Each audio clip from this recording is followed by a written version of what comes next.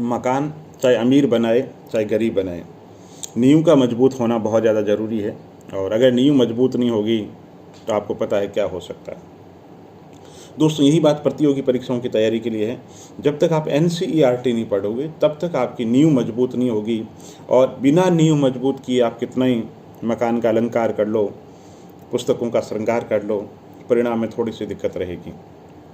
NCERT पुस्तकें क्यों पढ़ें दोस्तों, सवाल ये है।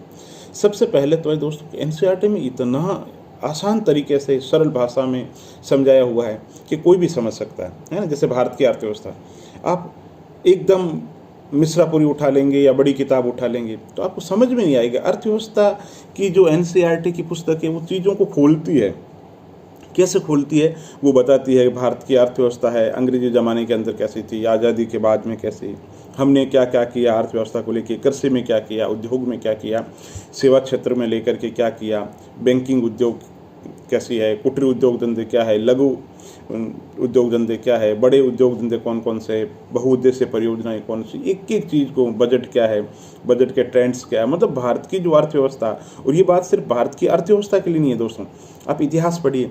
जब हम गाइड पढ़ते हैं कोई तथ्यों की बौछार लगती है, जबकि NCERT के अंदर जैसे हम मान लो राष्ट्रीय आंदोलन पढ़ते हैं, कैसे सीक्वेंस वाइज पर कि 1857 की क्रांति, फिर कांग्रेस, गरम दल, नरम दल, क्रमिकता के साथ में आगे बढ़ते हो और अनावश्यक फालतू की चीज़ें कुछ नहीं।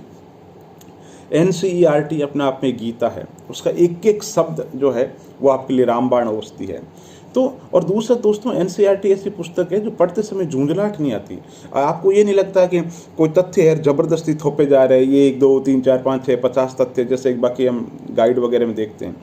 तो बाद में भले ही आप तथ्यों की जो गाइड है जो आपको पढ़ना है पढ़ें, लेकिन शुरुआत के अंदर NCERT चाहे भूगोल हो, चाहे अर्थव्यवस्था हो, चाहे इतिहास हो, चाहे किसी भी विषय के लिए हो, तो NCERT आप जरूर पढ़ें, क्योंकि एक तो प्रामाणिक बहुत है, दूसरी सिर्फ काम की जो चीज़ें हैं वही दी गई है उसमें, तीसरी प्रतियोगी परीक्षाओं के लिए जब गाइड से पेपर बनते हैं या और जगह से पेपर बनते हैं तो बहुत से विवादों का जन्म होता है ना। तो परीक्षक या लोक सेवा आयोग या जो भी संस्थाएं कोशिश ये करती हैं, और उनकी लाइब्रेरी में भी पुस्तकें NCERT की पुस्तकें होती है, तो इस कारण से NCERT की या बोर्ड की जो पुस्तकें हैं उनसे पेपर बनते हैं ताकि विवादों की स्थिति रहे। क्योंकि मामला जब कोर्ट में जाता है तो सीधी सी बात है, एक ही बात कही जाती है कैंडिडेट की तरफ से भी और संस्थान की तरफ से कि देखो NCERT की पुस्तक में इतने नंबर पेज पर ये फैक्ट दिया हुआ है। तो आप अब समझ सकते हैं कि जब भी विवाद की गुंजाइश होगी तो NCERT को सबसे ज़्यादा जो प्रमाणिक है माना जाता है।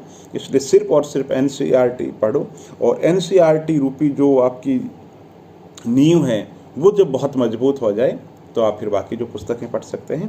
तो कहने का मतलब है NCERT बहुत ज़्यादा विश्वसनीय है, बहुत ज़्यादा प्रामाणिक है। इसलिए जब भी तैयारी करें, किसी भी एग्ज़ाम की तैयारी करें, NCERT पढ़ें, और बहुत ज़्यादा समय लगने वाला नहीं है।